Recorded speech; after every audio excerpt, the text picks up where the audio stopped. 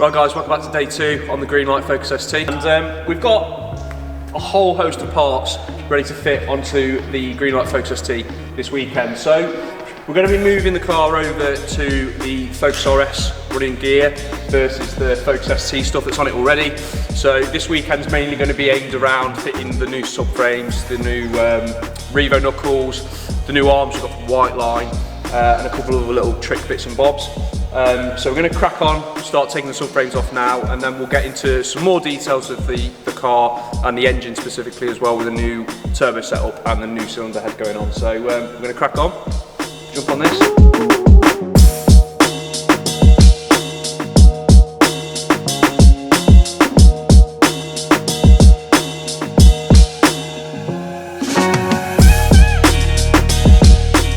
So we're taking going to take the suspension off the car. We're going to get the brakes off because they've been sold.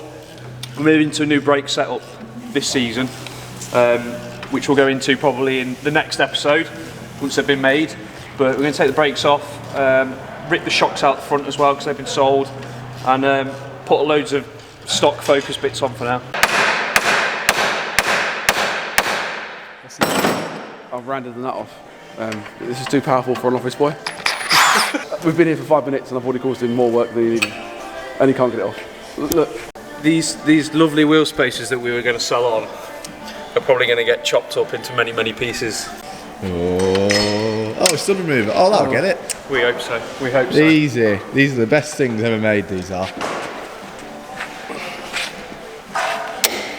Not even worried, mate. Still removers. No drama. No drama. We're going to take the front one off now, and then we're going to work out a combination because we're still waiting on some lower arms to the front on the RS setup. So we have to do like a bit of a hybrid mix up on the front to make it work with the ST stuff still. Just for now, so we can push the car in and out, and then the next time I come down, we'll get the front subframe on with the new Revo knuckles and stuff as well, and we'll make it work somehow for now. Just so we can move the car around in the meantime. Without the suspension together, the car just sits on the ramp, taking a ramp space. So if we can put it on as a temporary setup, and then when the new arms come in, we can get it ready. What's the end goal? Is it going to be the GAZ Coilovers and RS hubs? GAZ are making us a set of Coilovers, GAZ Coilovers, EBC brakes. EBC doing a brake set for us as well. We're on EBC race pads in it at the moment, and they're really good on AP Racing discs. And EBC approached us at Ford Fair and said, can they build a brake kit for us? We're well up for that, so we love their product, so hopefully we can run their brakes next year. This is a RS loom from an RS.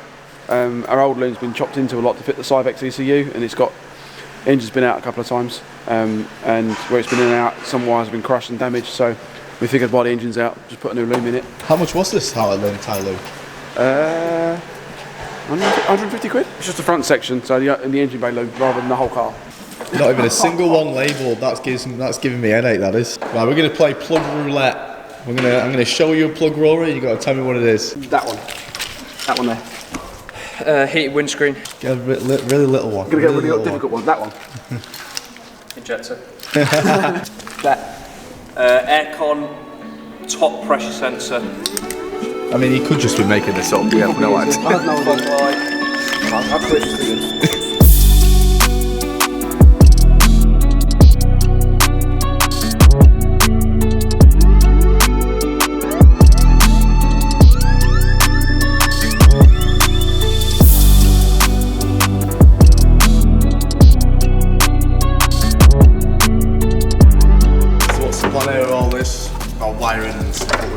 We're ripping it all out at the minute, and we're going to obviously switch it all out for the new loom we've got over there. We've had a couple of issues with electrical gremlins on the car, and I think it's just purely down to the amount of people that have touched it, and the amount of things that have been cut and modified, etc. So we're just going to start with blank canvas for now. Everything's the same, the pinouts are all the same. The only difference on the RS loom, so the actual engine bay loom, is the plug for the vac hose here. Is in a different location. It's actually on the main engine loom, whereas on this, it's on there on the engine bay loom. So really nothing changes there because we've still got a plug for that. And realistically, with where the car's at, that plug doesn't make a difference anymore. It didn't make a difference anyway. It's literally just a sensor to see if it was pulling vacuum on the braking system for the brake booster. Yep. So.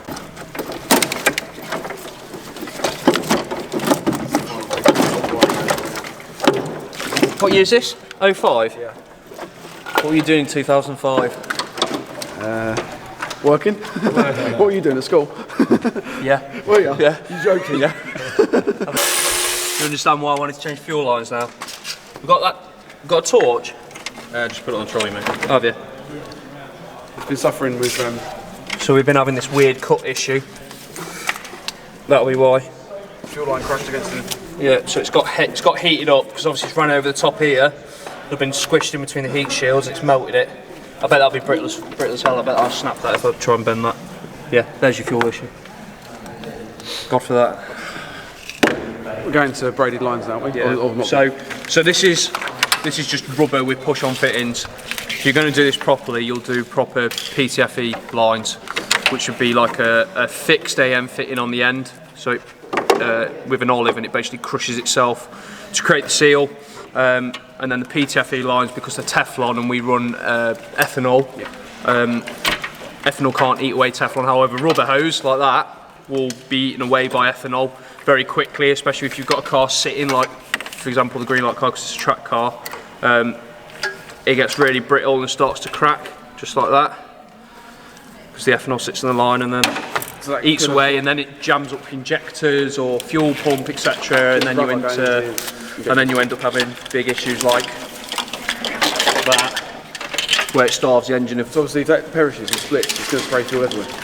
Yeah, that as well. So you've got fuel going straight across nice hot exhaust or whatever. Yeah. We just cleaned the block up. What we got here, OEM Volvo head gasket. It's the only head gasket we'll use on them. Stock head gasket and stock head bolts as well are perfect up to 700 brake horsepower. A lot of people have put ARPs on them. However, when you put an ARP headstuff kit or fastener onto these, you tend to have issues. Stock head bolts are, once you've got them taught to the correct spec, are basically like a giant spring, and they allow a certain amount of deflection and flex in the cylinder head. Whereas an ARP, what you tend to find happens is it will blow the head gasket with an ARP. On these specifically, I don't know why, it's really weird reasoning. The ARP can and have pulled the threads out of the block. So we use stock head bolts, so never ever have an issue with stock head bolts. The second you start putting ARP head bolts into them, they start to have issues. So we use a stock head gasket, stock head bolts, and this all runs 700 brake horsepower all day long, no dramas, if we ever wanted to. Obviously it's not running that much, but it could do. Cylinder head, so on the exhaust side, the problem we'd had on this with the old manifold we've got down here, it pulled all of the threads out of the exhaust manifold side here. So we've got 12 helicoils that have been put in. So we've got brand new threads there, and we've got one of our Matt Lewis Motorsport stud and nut kits to go into it. So they're a locking stud and nut kit. They'll never come undone. We'll never have any issues with the manifold warping, and it will keep everything tight, touch wood. We shouldn't have any dramas with it, but we'll crack on now, put the head studs in, and get that torque down to spec.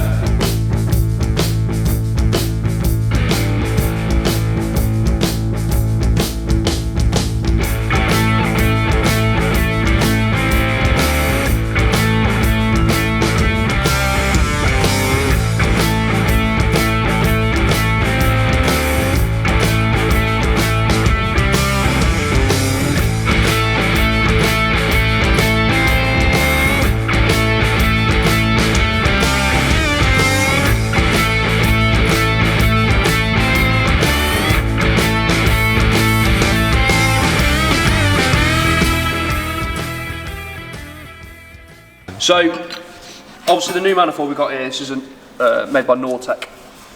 This is a T4 flanged Nortec manifold. The problem we've got fitting this isn't so much that the manifold, it's the fact that the old Pulsar Turbo ran on a T3 flange. Now, 3076s are really rare to find in a T4 flange.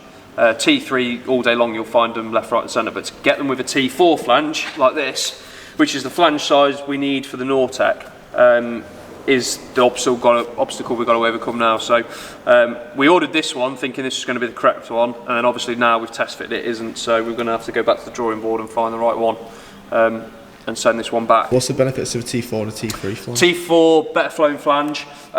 Purely, for us it wouldn't really matter if it was a T3 or a T4, but because the Nortec manifold only comes with a T4 flange, we have to find something to fit the turbo to that. We didn't really want to change turbo setup. We're really happy with the turbo, with the way that it's spooled, with the power it made, and you know, and the abuse that it's managed to take over the last sort of 2 seasons on it. So we didn't really want to move away from this turbo, but trying to find a turbo that works with this manifold is a bit of a nightmare at the minute. So we will come up with a solution. It just might take a little bit longer than expected. So this is where we're ending this video. In the next episode, we're going to catch up with the Focus and we're going to start putting all the subframes back on, and we're all going to be super excited to get the engine back in and hear that first start. So we'll see you in the next video.